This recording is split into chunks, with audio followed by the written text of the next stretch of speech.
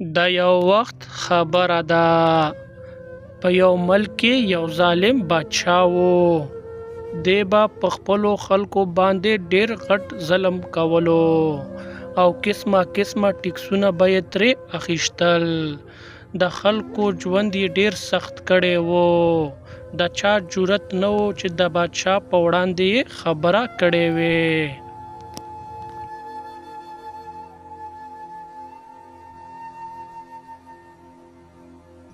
ډیر وخت پس یو غریب ملنګ ښار ته راغو.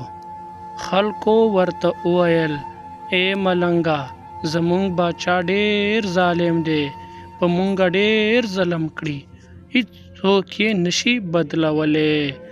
ملنګ په کړس وخندل او ویل چې تاسو فکر مه کوئ، زه د هغه عقل نن معلوموم. که په رښتیا باچا وي نو عدالت به پرې غالب شي. ملنګ بسم الله وویله او د باچا دربار په طرف روان شو او د باچا نه یې غوښتنه وکړه چې باچا سلامت د خلکو شکایتونه دې واورولی شي. باچا په تکبر وویل: ملنګه، زه وخت نه لرم.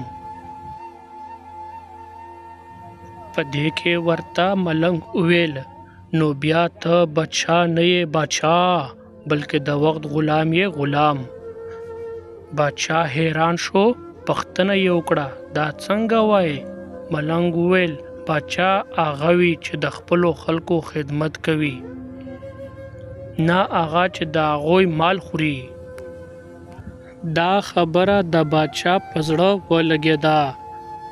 هغه ورځ باچا د ټول ملک د عوامو نه معافي وغوښته او د هغې ورځې نه د ملک ټول حالات بدل شول.